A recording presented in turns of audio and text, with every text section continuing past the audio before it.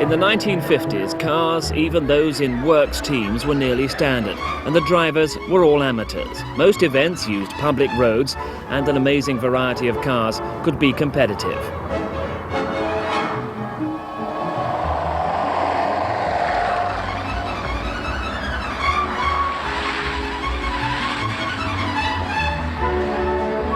Because famous rallies like the Monte Carlo used very few speed tests, and there was often a bit of circuit racing to sort out a result, you could go rallying in an Aston Martin, a Ford Zephyr, a Mark 7 Jaguar or a Sunbeam Tiger and still hope for success. For those who won, the prestige was enormous, but it was all done with very little backup.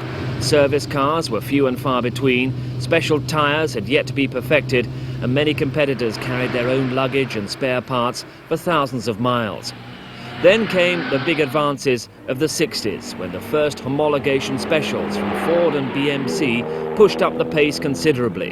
In only 2 or 3 years, the once gentle sport of rallying had become high speed and big business.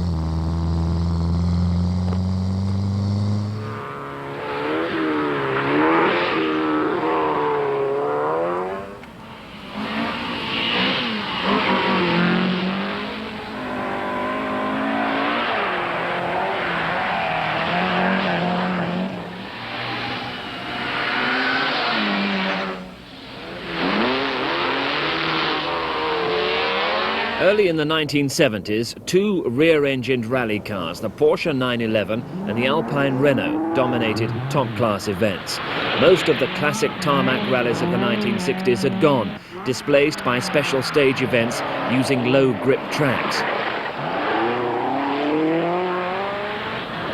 Lots of power, good traction and lightweight were all needed on stages which used loose surfaces, ploughed through mud or skated across the snow and ice of World Championship events.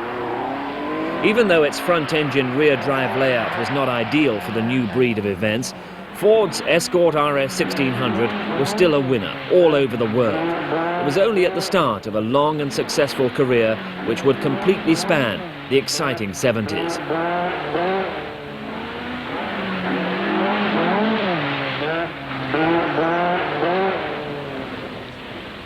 Quite suddenly, the glamour of rallying had attracted more works teams to the sport. Facing up to Porsche, Alpine Renault and Ford were Lancia with its nimble front-wheel drive Fulvia HFs, and Saab, whose front-drive V4 saloons made up for a lack of power by being strong and bravely driven. There were 2 new teams. Fiat got started by using front-engined 124 Sport Spiders. They soon evolved a special in the 124 Abarth Spider and had bigger and more ambitious ideas for the future. Datsun of Japan also set up a European team. Their attractive, heavy but brutally fast 240Z coupes were real crowd pleasers. They had a character which reminded so many people of the great days of the Austin Healey 3000s. 3 famous cars had already disappeared. The great days of the Mini Cooper S, which won 3 Monte Carlo rallies, were over. BMC's famous saloons, which handled so well and were so astonishingly fast, had run out of development potential. The magnificent Austin Healey 3000, so exciting to watch on fast stages, whether on tarmac or on the loose, was now no more than a memory. Mid-1960s regulation changes had wiped it out. Although Saab was still a serious competitor, the famous sight of Erik Karlsson in a high-revving 2-stroke model was now just a memory. These were the drivers who were already famous. Hannu Mikkola from Finland driving for Ford, his countryman Rauno Aaltonen taming the Datsun 240Z, while Timo Mäkinen was also driving a Ford. Stig Blomqvist from Sweden was faithful to Saab, while Britain's Roger Clark was successful with the Escort. Events varied in style and format. The Monte Carlo rally had, however, taken on its familiar form, a combination of ice-covered mountain passes and twisty tarmac stages. Yet the spark and professionalism were still missing. Timo Mäkinen and Henry Liddon's Escort RS 1600 sets out with high hopes, but on the snow and ice of southern France, Jean-Claude Androuet's Alpine Renault found a lot more grip. Compared with the 1990s, there didn't seem to be many spectators, but GM drivers such as Nasinius and Kulang were more interested in taming their automatic transmission Opel Asconas than playing to the crowd. The drivers might not have worn fireproof overalls, but they were still trying very hard indeed. Everyone was sideways over the top of the Col de Turini, and the TV crews were there in force. But at the end of the night, Alpine Renaults took first, second and third places.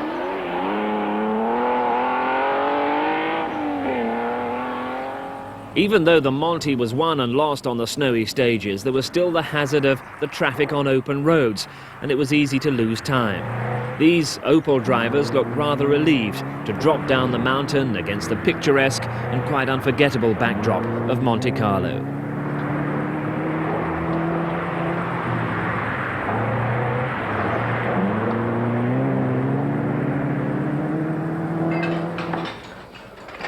This particular Monty in 1973 was honoured by being the first official World Championship rally, and the press were accordingly entertained. Future stars appeared on the readout, but the winner was Jean-Claude Androuet with his lady co-driver.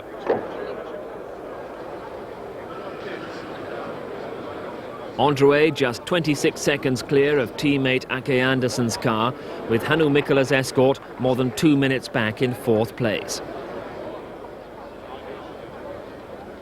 An alternative form of top-class rallying could be found in Britain.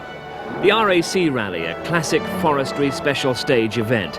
It all started gently enough from Harrogate, with plenty of variety in the field.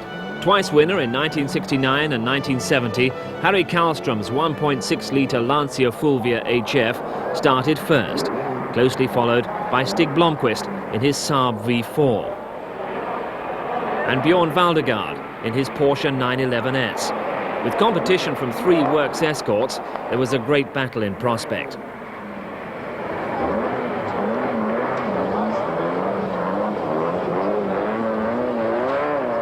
Ford's Bill Barnett, along with mechanics Mick Jones and Don Partington, had already planned ahead, but no one could have forecast the awful weather conditions to come.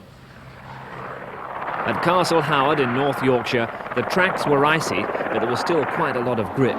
The factory-prepared escorts, car number 6 was Roger Clark's RS 1600, seemed to make heavy weather of it all. Four-wheel drive would certainly have been very useful in these conditions, but no one gave it a second thought. 2 reasons.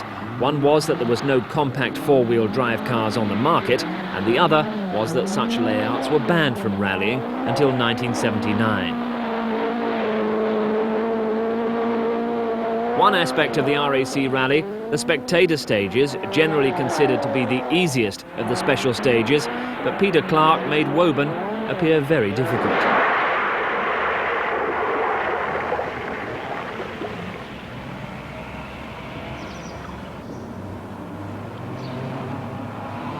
Hannu Mikkola's RS 1600 wisely decides to go the correct, the long way round.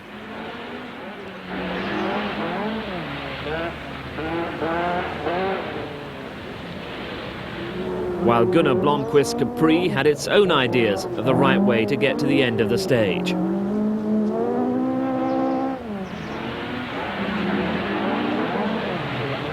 Co-driver Tony Mason still dines out on the incident.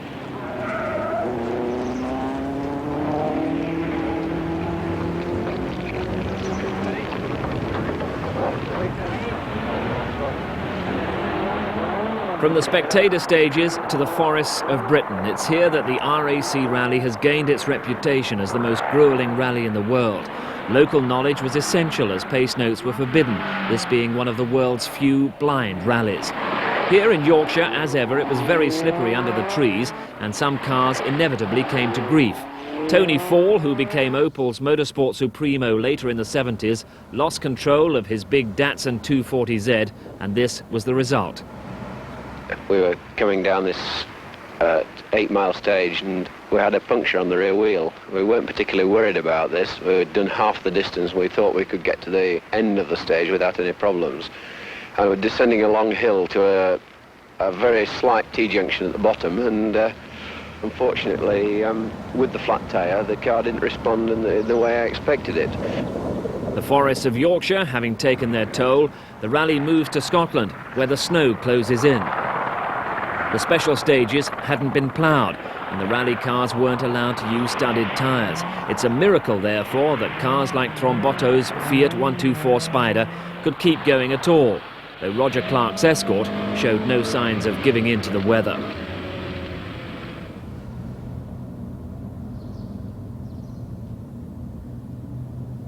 It wasn't long, though, before the rally ground to a halt, and Roger's comments tell their own story. Good evening. Good evening. How's it going? Oh, not very well. We can't find any roads in the forest.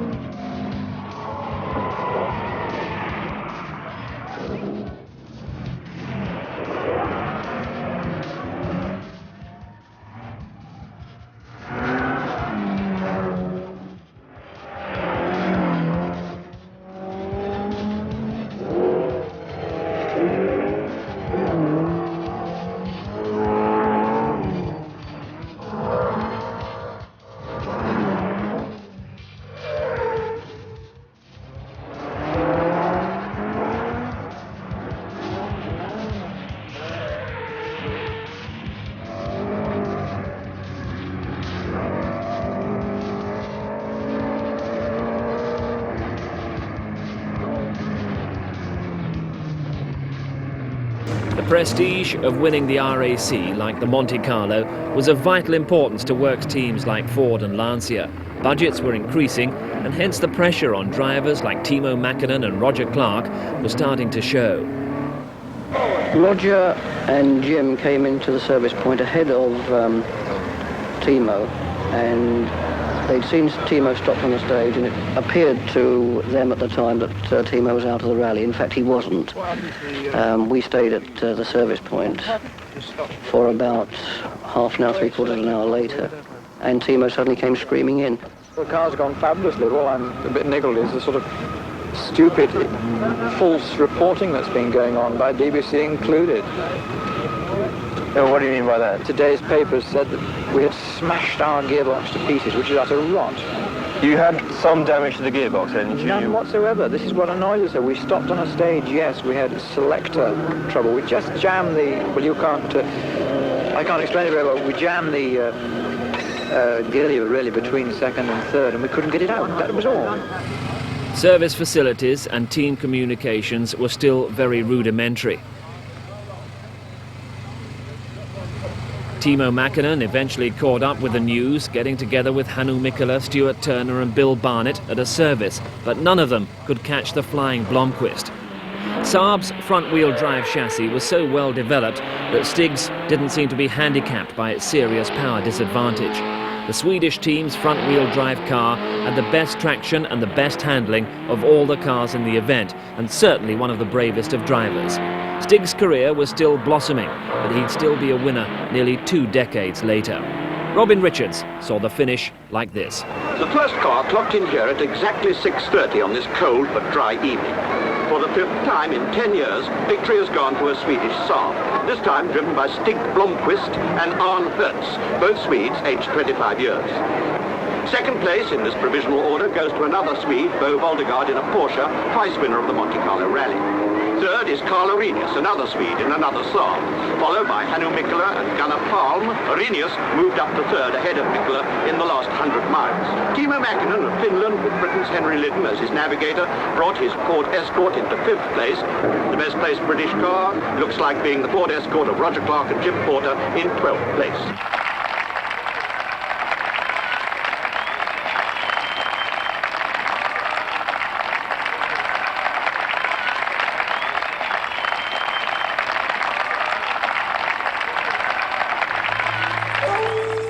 Africa played host to a style of rallying in stark contrast to the high-speed events of Monte Carlo and the RAC. The East African Safari Rally, covering Kenya and Uganda, had no need for special stages. Difficult road conditions and the heat of Easter time were the elements that created this unique event. European drivers found it very difficult to adapt to the special demands of the event, and it wasn't until 1972 that a non-African driver first won the event. High performance, rugged construction and protection from dust were all essential to success. Where else in the world could you find sections like this? And where else could a Porsche 911 driver stay flat out in 5th gear for so long?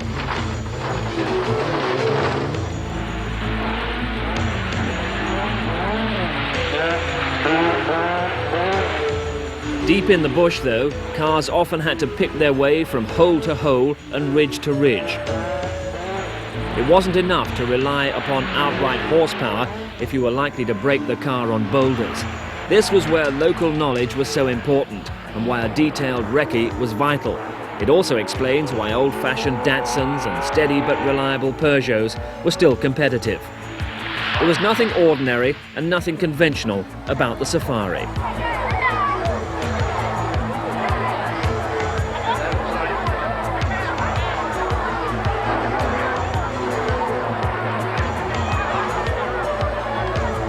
It was always hot, sometimes clouds of dust billowing around cars, sometimes sudden rain showers which turned the tracks into slippery quagmires. Local co-drivers could read the track conditions at a glance, and it was always better to be careful than fast and furious.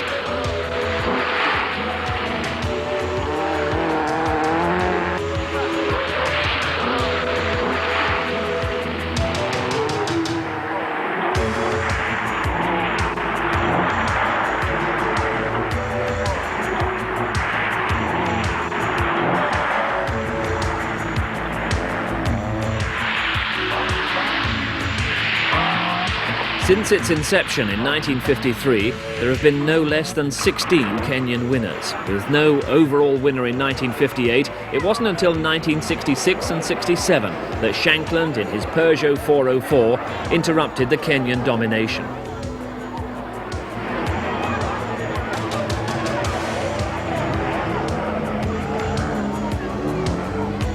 From time to time, the cars and the locals got together for a few minutes, especially when a ferry crossing was needed.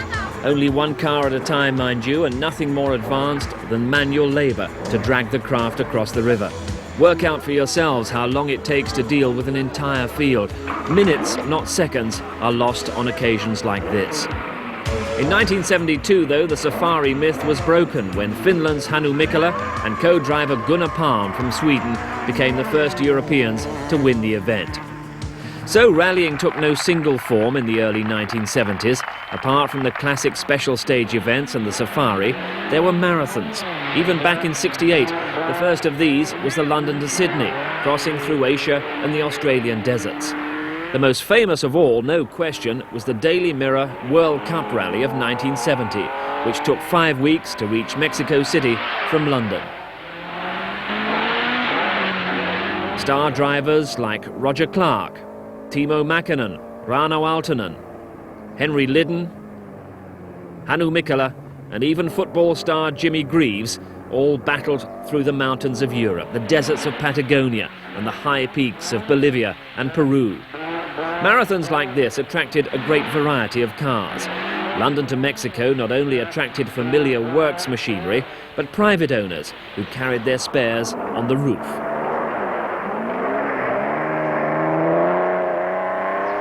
This BMC 1800 cameraman looked likely to lose his equipment on the next parapet. And the two complex Citroën DS19s stayed together for much of the way.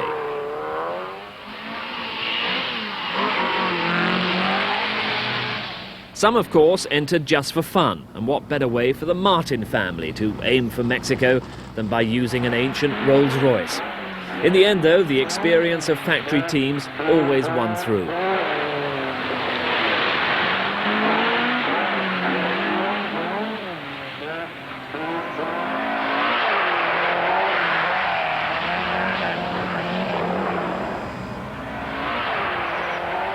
In Mexico City, after 16,000 miles, it would be a familiar scene. Wasting the champagne in the traditional manner on the roof of their car, but very welcome because of the heat of the day, were Hannu Mikkola and Gunnar Palm. Sometimes there were attempts to combine rallies with races, which explains the sight of James Hunt in a Vauxhall. And Jody Scheckter enjoying himself in a Ford Capri. Jerry Marshall on the same track as Roger Clark. Could you describe your technique on a racetrack for us? Not really. I shouldn't think anybody could. This was the 1974 Tour of Britain, and Tony Fall was another big name to attempt this test of the all-round ability of car and driver. The event would be a combination of circuit racing, rally stages and auto tests.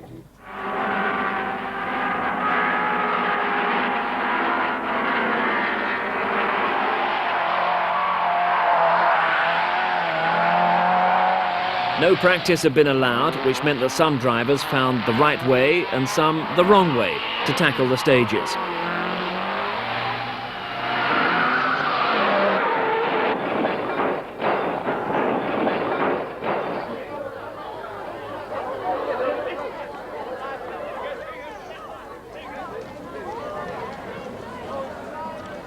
Plenty of incident, but after 3 days, Roger Clark took the expected win.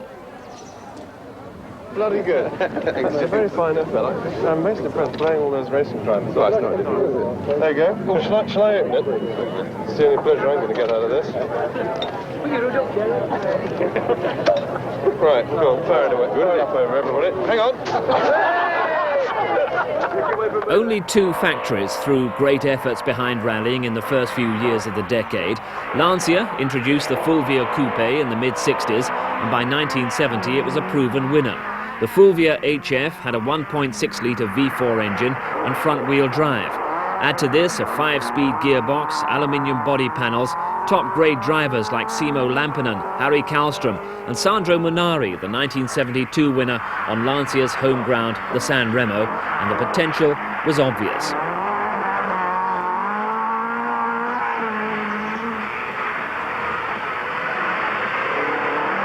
The second factory, Alpine Renault, was completely different, run on Gallic flair and emotion.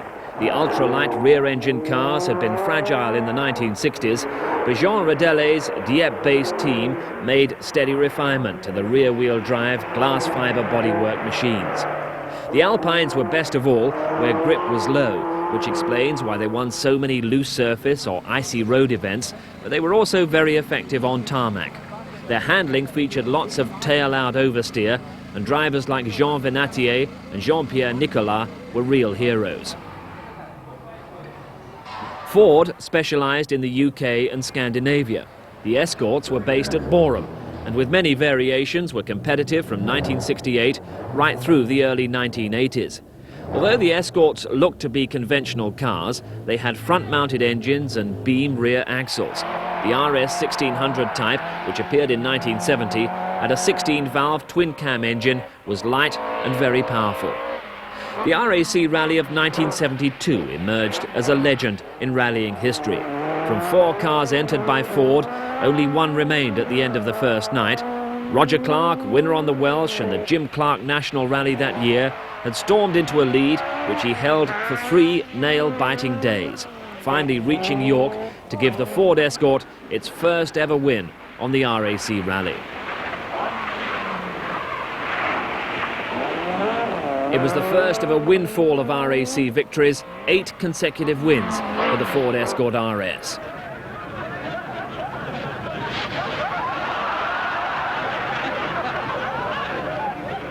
In the first few years of the 70s, Saab specialised mainly in Scandinavia and in the mud and rocks of Britain's forests. Stig Blomqvist, in addition to his RAC win in 1971, claimed the Thousand Lakes in Finland and a hat-trick of wins in Sweden. Saab, like Lancia, prepared cars with exceptional handling, but they were soft-sprung and short of power compared to their rivals. Inevitably, the Saab 96 V4 was nearing the end of its life as a serious international competitor. Similarly, Porsche was slowly fading from their former glory. Twice Monte Carlo winner in the 60s and in 1970, Porsche were unable to meet the challenge of the new generation of cars. Cars like the Lancia Stratus were waiting in the wings. Keeping in touch, Datsun's 240Z Sports Coupe, which made its name by winning the Safari Rally twice in 1971 and 1973. Drivers Hermann and Mater. The new works team for the 1970s came from Fiat of Turin. The 124 Spider Abarth, developed from the 124 Sport Spider, attracted star drivers like Marco Allen and Hannu Mikkola. The Fiat team had become a serious long-term effort.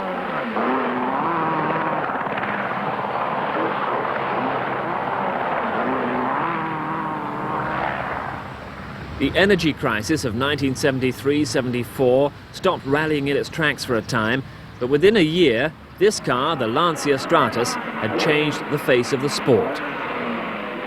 The sensational Stratus was the world's first purpose-built rally car, and drivers such as Sandro Munari soon showed it was in a class of its own. World champions from 74 to 76, the Stratus was the car by which every team measured their standards. It was a stubby but beautiful machine which was equally at home on tarmac or on loose tracks. It was faster than all its rivals, had better traction, and it was extremely versatile.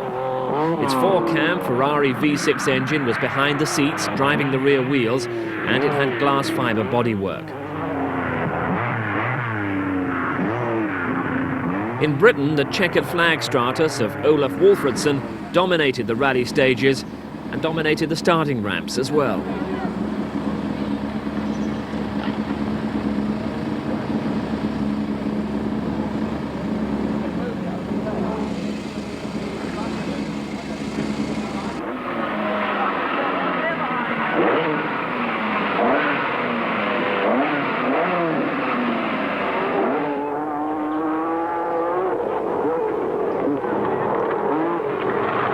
There were no compromises with the amazing Stratus, which was just as much at home in the dust of a rough rally as on the tarmac stages of Europe. Just as happy to go very sideways when a corner loomed up as to be driven like a racing car on pace notes.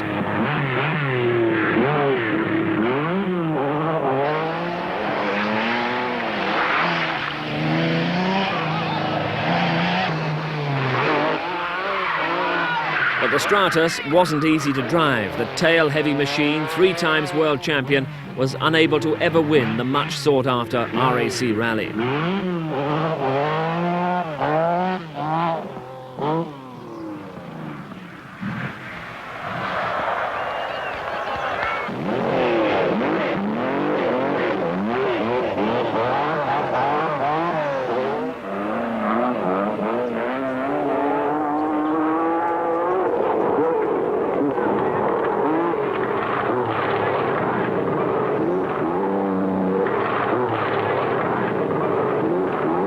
It was only changes of regulations and a change of company politics which finally killed it off. Fiat had bought Lancia in 1969, and it was inevitable that the separate works rally teams would combine one day. Both teams moved to Abarth in the mid-1970s, and the result was yet another world-beating homologation special from Turin, the 131 Abarth. By the mid-1970s, rallying was looking a lot more glossy and a lot more professional than ever before. Not only were the cars looking faster and more spectacular than ever, but new sponsors were queuing up to get their livery onto a winning car. Typical were the Allied Polymer Escorts, first driven by Timo Mäkinen and later by Ari Vatanen. Then, of course, there was the way that Roger Clark and his factory-backed Escort RS 1800 got together with Cossack hairspray for 2 glorious years. In a succession of distinctively liveried bright red cars, Roger won event after event in the British Isles. And there's no doubt that the message got across to the public, especially after Roger was persuaded to make a TV commercial that linked his car with the product. Even Saab, that sober but business-like team, seemed to change their car colours every year, and they sold hundreds of extra rally jackets as a result.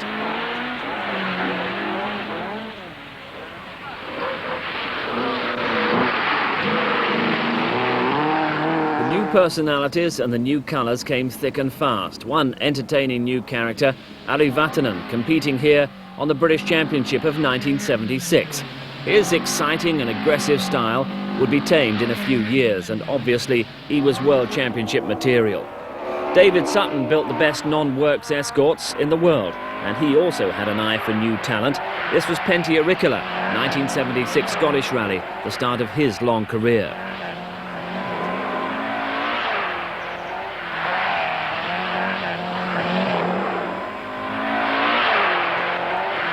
Then, of course, there was the start of the long partnership between Russell Brooks and Andrews Heat for Hire. Then, as later, Russell was determined to be a star, and the way he drove his cars surely proved it. Ari Vatanen emerged as British champion, yet victory was not always as clinical and efficient as he might have hoped.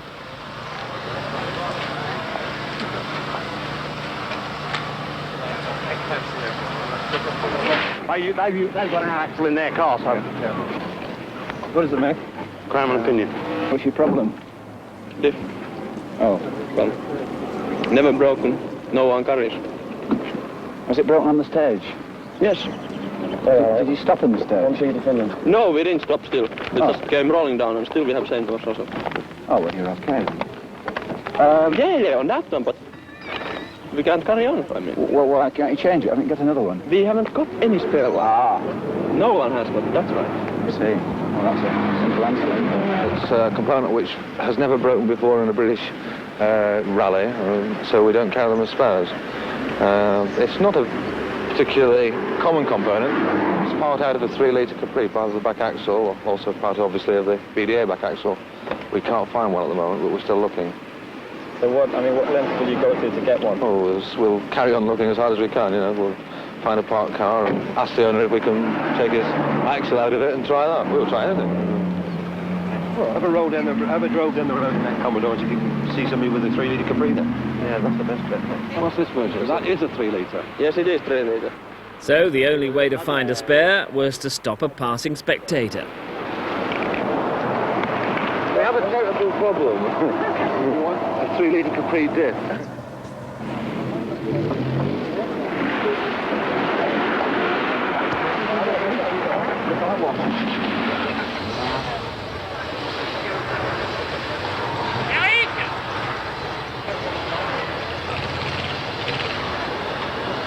You were first 3-litre Capri. We have tried everything, helicopter and everything.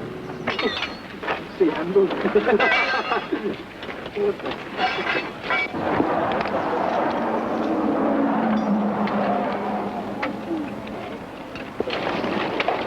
Ready to go. Okay. Can I start? Yes.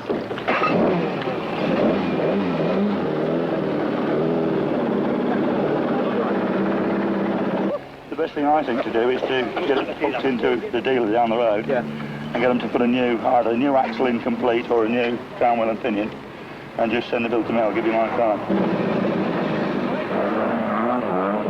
The combination of a production back axle and rally gearing will produce some rather interesting acceleration characteristics. The mid-1970s, though, was a time when the cars were very exciting to watch, when the competition was intense and when the spectators clearly loved the action. Was it a golden age? It seemed so at the time, for rally cars were still quite cheap, the weather usually seemed to be glorious, and there was plenty of glamour to be found on the fast and flowing stages.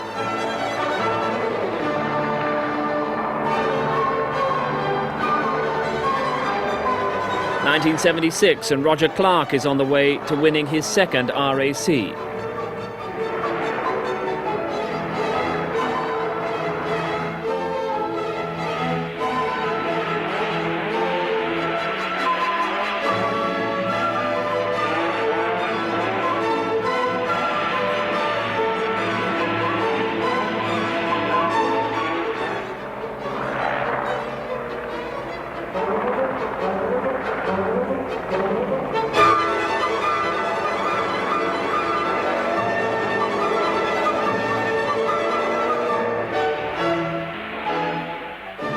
In 1977 and 1978, the World Rally Championship came of age, with Fiat and Ford battling it out for victory.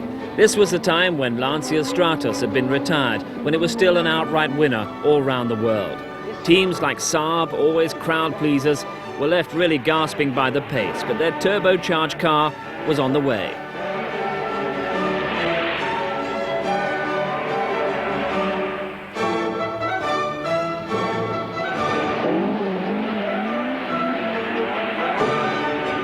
Ford and Fiat teams were evenly matched. The Ford Escort RS 1800s were certainly fastest but simple, while Fiat's 131R Baths were beautifully prepared and technically advanced.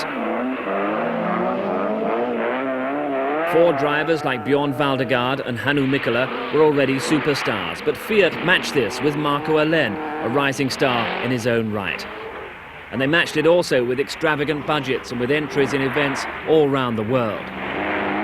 There was an element of horses for courses in this battle, for while Ford were supreme on loose surfaces, Fiat were usually victorious on tarmac. Usually it went according to the book, but sometimes there were surprises, as for instance when Kyösti Hämäläinen won the 1,000 Lakes for Ford in 1977. In 77, together with Bjorn Valdegaard, Ford's major effort was made in the Safari Rally. Fiat didn't enter, so 4 Escorts started a hot and dusty event, knowing that their main rivals were Mitsubishi and Peugeot.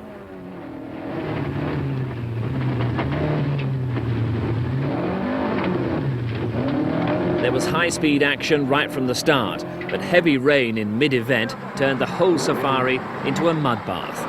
When faced with conditions like this, teams had to forget about high speed and settle for survival instead. In those days, Safari technology was more about waterproofing than about pace notes and tyre pressures.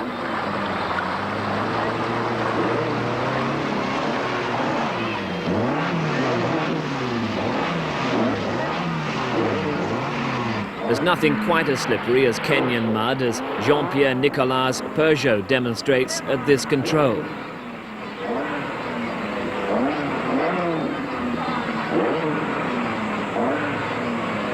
Co-driver Jean Todt looks distinctly unhappy. It's all a far cry from the glory days as Peugeot's motorsport director, which would follow a few years later.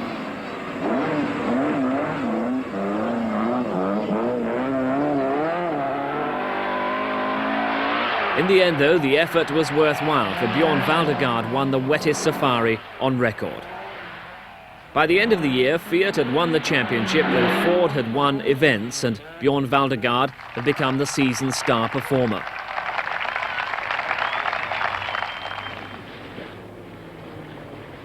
Driving a brand new car supported by British Airways sponsorship, he dominated the Lombard RAC rally from beginning to end, whether it was on the twisty tarmac of sections like the Great Orme or on the long, flowing and slippery forest stages of central Wales.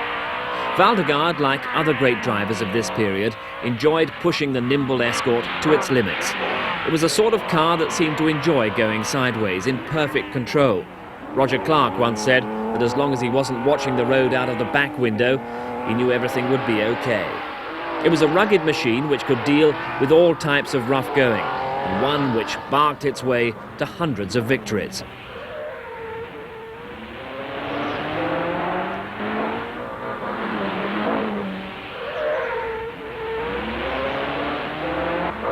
Victories for Ford on the Safari, Acropolis, 1,000 Lakes and the RAC were not enough to prevent Fiat from snatching the World Championship.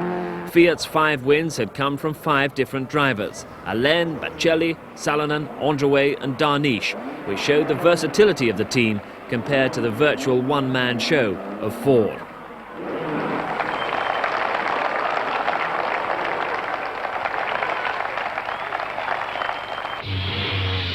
With the Lancia Stratos now retired, Fiat won the World Championship again in 1978. The team refined the design of the 131R Bath, making it suitable for tarmac and loose surface going, and they put a huge effort behind its drivers. It was well balanced, strong, a good high jumper on fast stages, and it could rapidly be adjusted to all sorts of conditions. Success was largely due to Marco Alén's brilliance. Marcu, a Finn, had joined the Italian team in 1975 when the team was using 124 Arbath Spiders. But he soon settled in and took to the 131 Arbath saloon like a duck to water.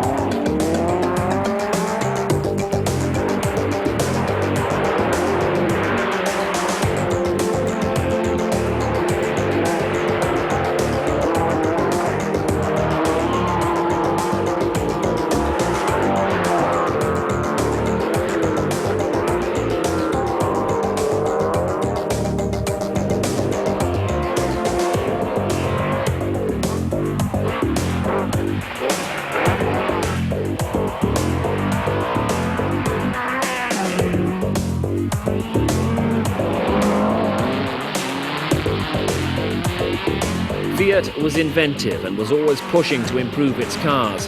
How about this novel little tweak to help the traction? For the Lombard RAC Rally of 1978, Fiat modified Walter Rawls' car by putting the co-driver's seat in the middle of the rear compartment. That was a change outlawed after only one rally, but full marks to Fiat for trying.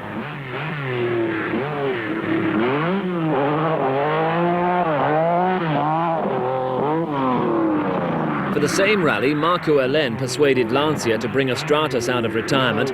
Marco tried his best, but the transmission eventually broke, and this car, Anu Mikkela's Eaton Yale-sponsored Escort RS, won the rally instead.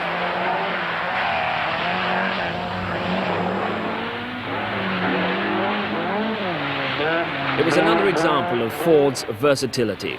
A strike at the factory meant that works cars couldn't be entered, so the team drivers were lent out to private teams. Mikkela drove for David Sutton. The car was as good as anything that Borum could provide, and you can see how delighted Hanu and Arnie Hertz were by the result.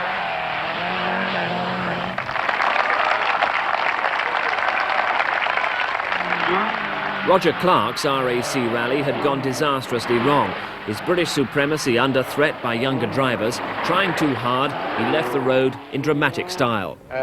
We had a clutch brake going through one of the stages, and we were driving without a clutch. And we came to a rather tricky corner and misjudged it and went off. But the problem, we got the car sorted out, and we tried to start, and we had no clutch, and we had no starter motor either, so we couldn't move the car.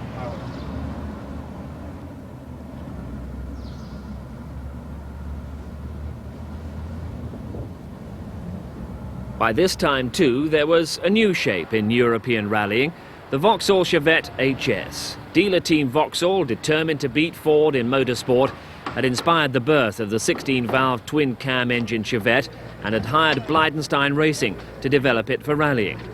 Operating from Shepreth near Cambridge, the team made the small and nimble hatchback into a formidable rally car, with Finland's Pentti Riikola carrying out much of the testing. The new Chevette became a Group 4 car in November 1976, but less than a year after its launch, it had won its first international rally. It was competitive right from the start, and this famous sequence shows how much Pentti impressed the BBC's Harry Carpenter. Quite a few moments already, when I thought my last moments might have been just around the corner. To me that Pentti is at times going stark staring mad because he's driving around this circuit at speeds which I would consider to be almost suicidal under good conditions. But in fact, he's taking this car around this extraordinary mud-rutted frozen surface at the most extraordinary speeds, and at times it really is, to me anyway, terrifying. Because you're going to bends at speeds where I would think the car is bound to come off the road. Sometimes we hit dips. If I weren't strapped in, I'd be through the roof. I mean, the conditions really are, in my opinion, totally treacherous. And how anybody can throw a car round it, revving all the time, accelerating all the time. I keep thinking, oh, I thought we were going to hit that tree on the left. It really is unbelievable the speeds at which you seem to throw this thing into the corners.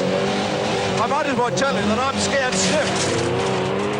Finland, the Thousand Lakes Rally, home of the Flying Finns. But for Pentti and the new Vauxhall team, a disappointing result.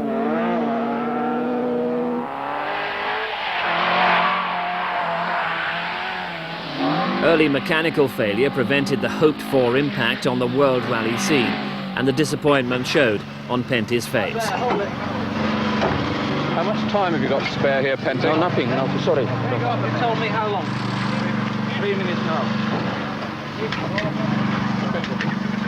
The RAC British Rally Championships always generated immense competition.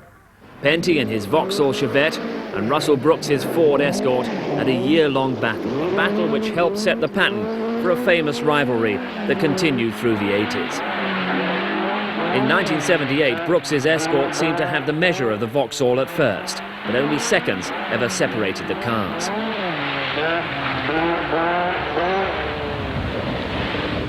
I think the cars are fairly evenly matched. I think the Vauxhall actually had the legs on the Escort in terms of speed at the beginning of the year, but not reliability. But if anything, we've caught up a little bit in speed, and the Vauxhall, of course, has got more reliable, so it makes it a very, very tense situation. Too fast. But it's very good. I think a driver should at least twice a year to roll. It's only Simon that he's trying hard enough to. I don't entirely share Pentti's sentiments, but he was right about one thing. We were certainly trying hard, all right. Russell Brooks rolling in the Welsh forests. Pentti had his moments too.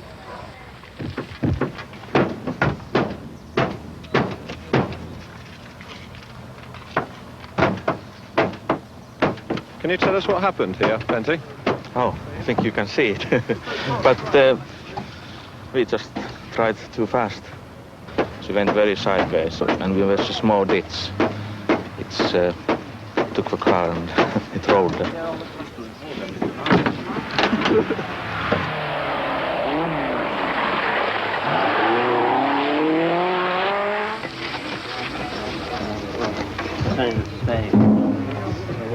Have you completed your stages yet, Russell? Or have you come in between them?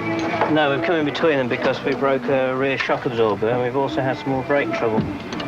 So we cut out in the middle of them to try and get it fixed. This is not our rally.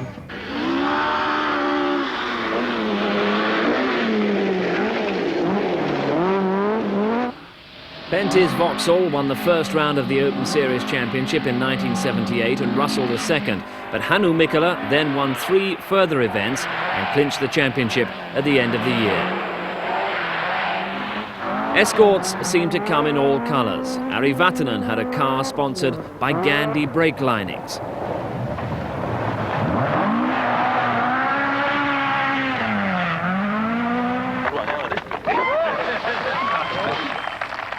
While this was the first time that British fans saw an Escort sponsored by Eaton's Yale. Hannu Mikkola, 1978 British champion.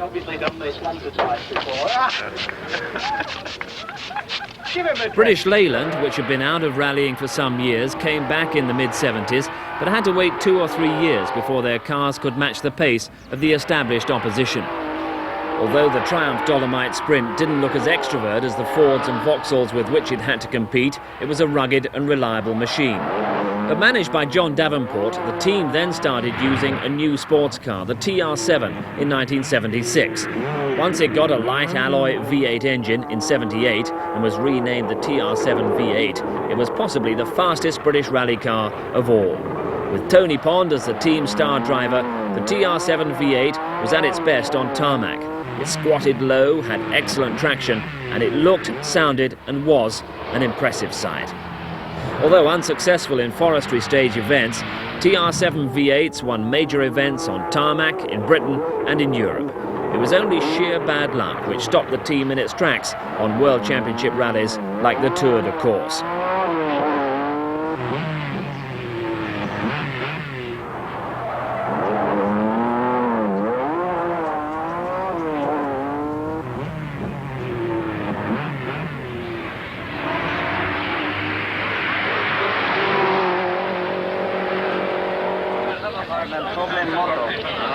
Hello, my friend.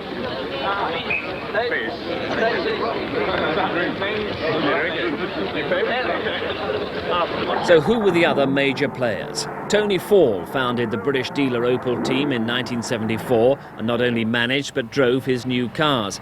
At first the Asconas were too heavy and underpowered, but with Brian Culcheth driving, the Cadet GTE was a very successful Group 1 car. It wasn't long before Tony moved to West Germany to run Opel's European motorsport programs. His first task was to turn the promising Cadet GTE into a pace-setter all over Europe. But for the 1980s, he had ambitious plans for the 16-valve Asconas and Mantas.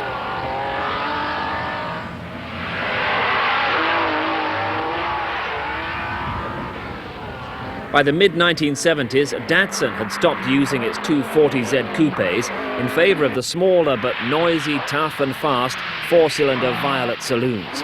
Andy Dawson moved over from driving an Escort to build these cars for the Japanese concern. And by the end of the decade, the cars were as reliable as any other rally car, though not quite as fast as the Fiats or the Fords. Ove Anderson's Toyota team was still based in Belgium. He chose to use Celica coupes and concentrated his efforts on off-road events. They were always beautifully prepared, and when they were driven by heroes like Hannu Mikkola, they were always competitive. Saab abandoned its V4s in the 1970s and then concentrated on the larger 99 models.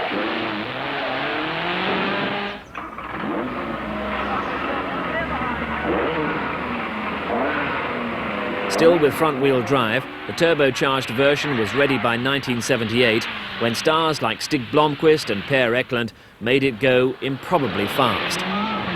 Rallying, in fact, had become a highly professional business, but not everything was going according to plan. Yes, well, the car's quick. If I can learn how to drive it, we'll be all...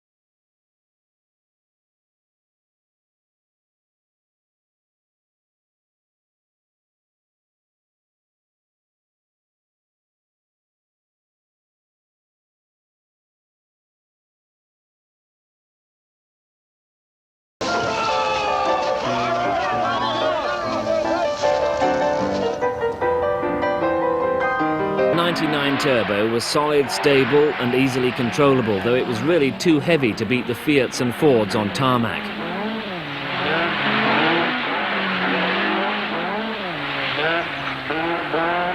British Leyland's TR7 V8 was aggressively styled, but not always successful. promising new driver, Malcolm Wilson, attracted sponsorship for his Ford Escort and immediately started setting fast times. But no matter who the driver, no excuse was needed to spray the victory champagne. Blomqvist won round 1 of the British Championship, but Penty would go on to win in the forests of Wales and Scotland to finally become British Open Rally Champion 1979. In less than a decade, it seems, rallying had changed from a fun sport to a very professional business.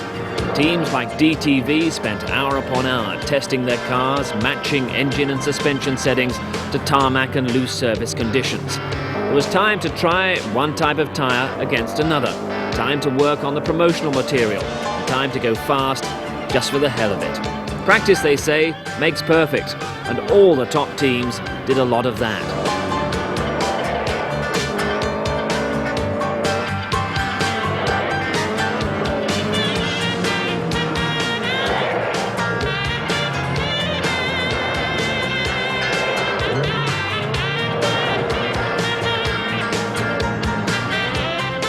Penty Auricula then, British champion that year, the year that the first Drivers' World Championship was instituted, replacing the short-lived FIA Cup. So who would become the first ever world champion? Well, Penty had the qualifications. Hannu Mikkola, winner of the Thousand Lakes in 1968, won the World Cup in 1970, the Safari in 1972, and 2 Lombard RAC rallies at the end of the decade. Bjorn Valdegaard won 2 Montes for Porsche, won 3 World Championship rallies in Lancias, and then joined Ford to become their most successful driver in 1977.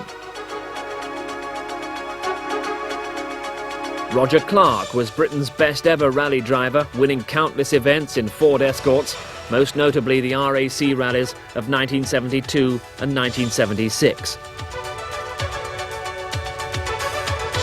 Ari Vatanen exploded on the scene in 1975, won the British Open Series in 1976 and joined the World Championship scene a year later. First with Ford, then with Peugeot, he became a great crowd pleaser.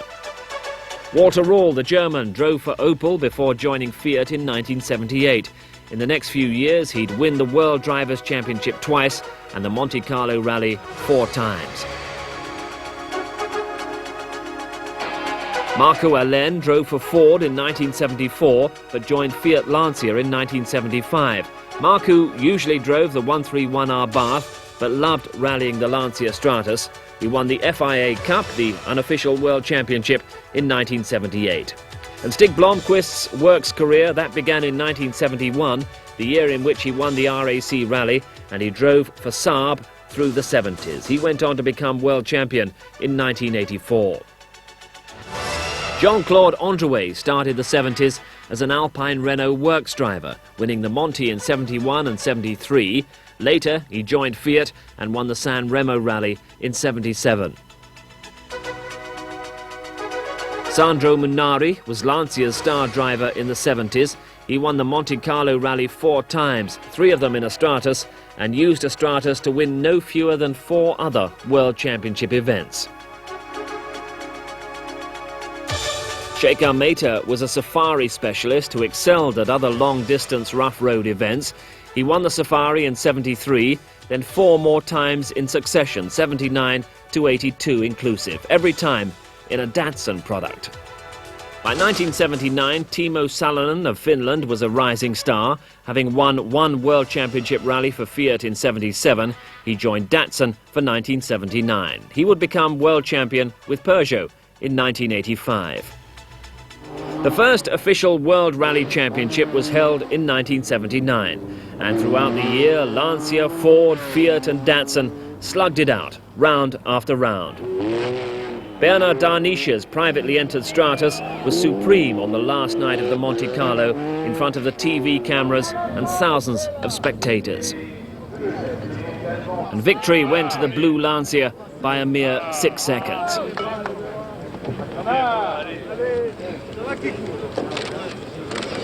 Bjorn Valdegaard had led for 29 out of the 30 stages, but after Bjorn had to stop his car to move boulders which had been placed in the road to stop him, the victory slipped away to Lancia.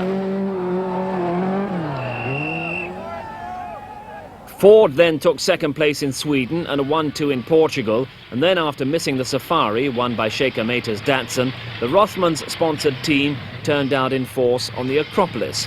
For 4 hot days and nights, it was to be another head-to-head battle between the Escort and Darnische Stratus. There was so much dust that visibility was always a big problem, and the drivers always looked to be under strain.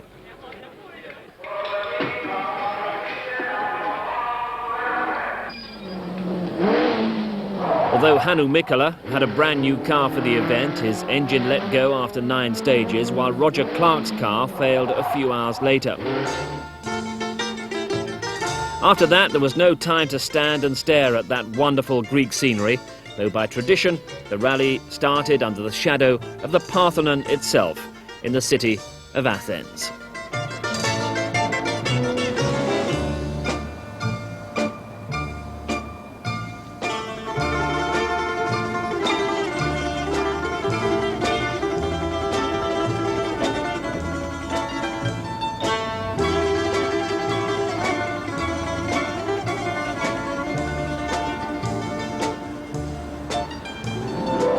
Before the off, Bjorn Valdegaard was a little apprehensive about the tight schedule. Bjorn, you out to repeat your success of 2 years ago? I should like to, but it's a big competition actually, and the timing is very tight on the road sections this year, so we have just to keep the fingers crossed that we don't get into some trouble, you know, then we lose time. It's much tighter than it was when you were here last, is it? Very tough. I feel it is a bit too tough. We have to go flat out even through villages. Although the Escort led right from the start, the gallant Stratus was never far behind.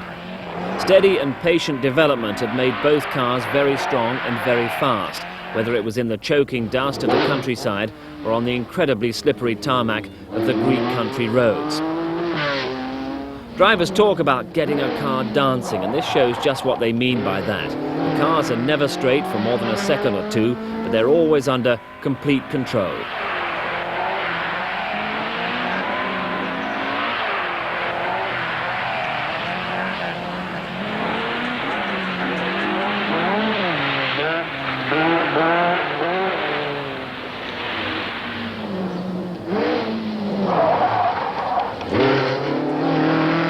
The Stratus had started slowly but rapidly caught up. After the halfway halt, it began to catch the Ford, but as a private entry fighting a factory team, it was always in trouble. The car clearly carrying some scars. The Stratus sporting a damaged left side and isn't looking as healthy as at the start of the rally. The rough roads of Greece certainly took their toll as both cars repeatedly suffered from concussion punctures.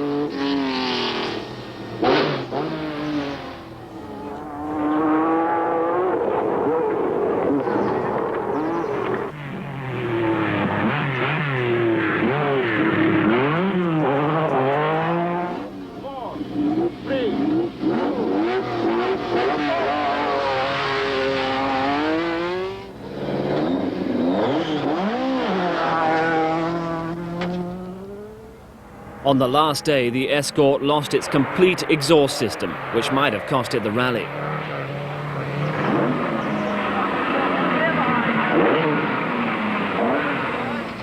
These 15 minutes, can you put on, do you have any exhaust with you? Exhaust? Yes. Yeah. Can do it in 15 minutes? I'll have a look. Check it out. Come on.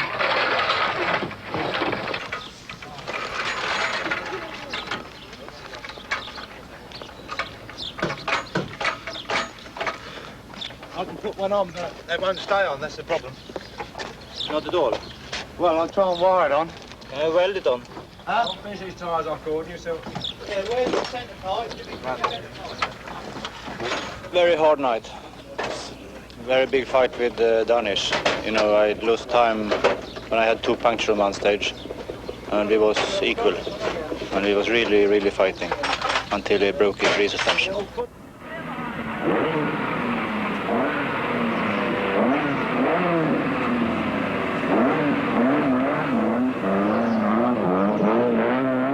after all that, the Lancia's suspension collapsed for the second time, and it was a very tired Valdegaard who was able to celebrate victory on the ramp in Athens. It had taken 13.5 hours of stages to get this far.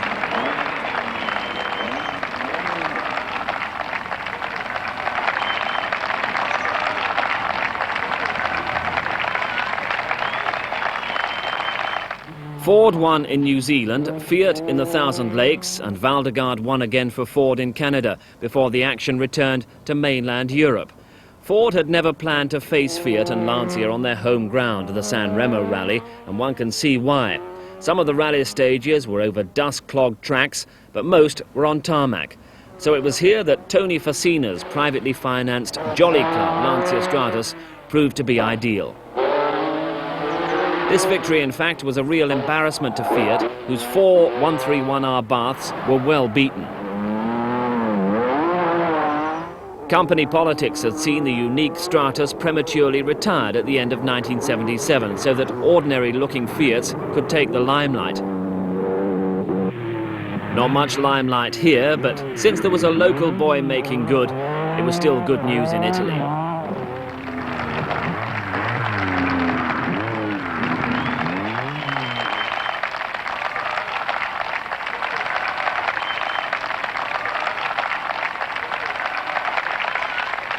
The climax of the rallying year came in Britain in November, when 175 cars started the Lombard RAC rally from Chester. Ford had already clinched the World Championship for makes and were about to retire from rallying to develop a new car, but they were still determined to go out with a flourish. No fewer than 7 works escorts lined up against Marco Ellen's Stratus, Walter Rawls' Fiat 131R Bath, Stig Blomqvist's Saab 99 Turbo, and a host of other stars.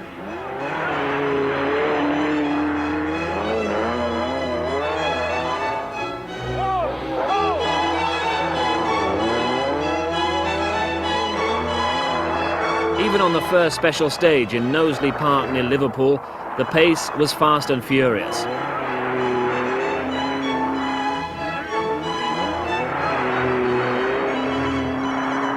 The overhead camera catches Hannu Mikkola sampling the grass on one of the first corners, and almost every other driver was proving just how slippery the stage actually was.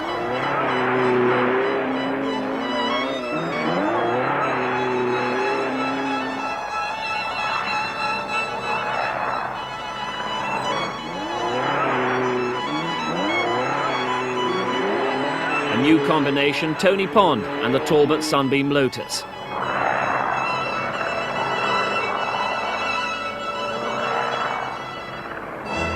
Toyota's cars were set up to go three-wheeling on the tarmac stages, but at least they appeared to be in full control.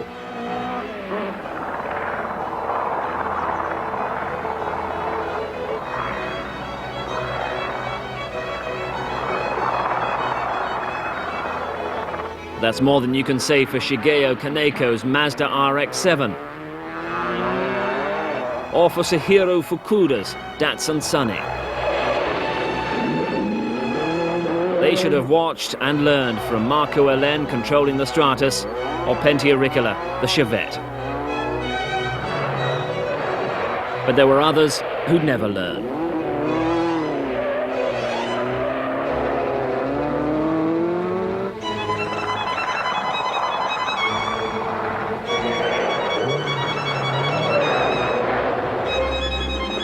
Throughout the season, Datsun's single-cam saloons had been consistent but never quite fast enough to beat the European cars.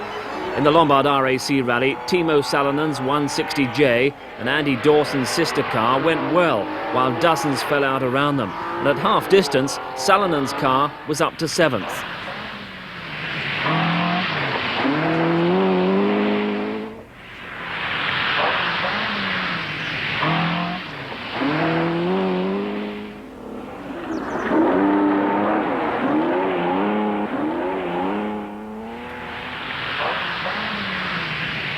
Even though many were rooting for Ford to win, the crowd's favourite seemed to be Marco Ellen's Lancia Stratus.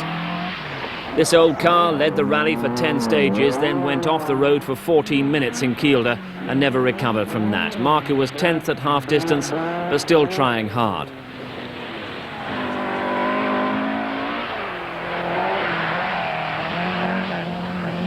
Much of the Lombard RAC rally runs through the night, usually with fog, often with ice, and the problems intensify. Although Ford's works escorts were in the lead, the team still had problems. All luck I had earlier this year, I think I lost it all this night. But that's the game. What went wrong? What's gone wrong? We got a puncture on one long stage before Kielder. And when we should jack it up, the jack broke down. And it took us a bit more than 6 minutes to get it going again. Yeah, there's, Hanno is on its own and the rest is then comes behind. So you're in second place, though? Yes, but, the gap is very big. So Mr. Mikkola is fantastic. The Lake District stages were as spectacular as ever, but rally leader Hannu Mikkola had no time to admire the view. His car led with amazing reliability, though other escorts were having a hard time.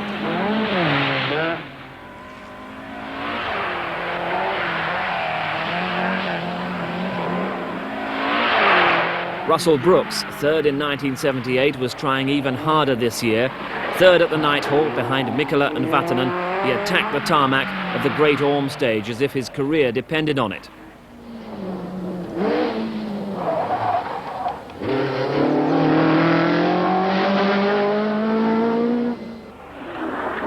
Timo Salonen started the second half of the event at top speed, refusing to let a 70 horsepower power disadvantage get in his way. He was fast, if untidy, on Great Orme and at Western Park.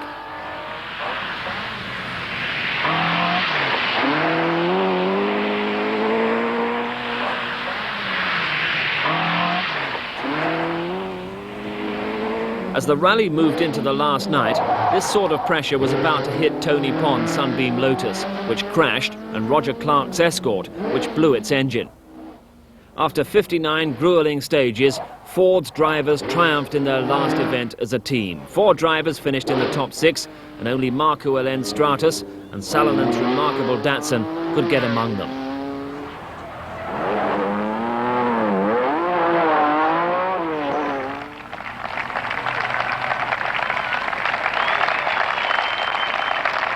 For Hannu Mikkola, it was his second successive Lombard RAC success, while for Peter Ashcroft, it was the end of an era. Well, yeah, I'll be sad to see the team, as it is, break up, Bjorn go to somebody else, and the drivers disappear to drive for other manufacturers, obviously. But, I mean, we've got to do development for a new vehicle, and regulations change in 82, so I think it's the right thing to do is stop when we're winning. Although Valdegaard only managed to finish 9th, it still helped his championship hopes, and these were confirmed 3 weeks later, when Valdegaard was victorious over his close rival Mikkola, both driving Mercedes, on the Bandama. At the end of the year, indeed at the end of the decade, he became rallying's first official world champion. The 80s would take the sport another great leap forward.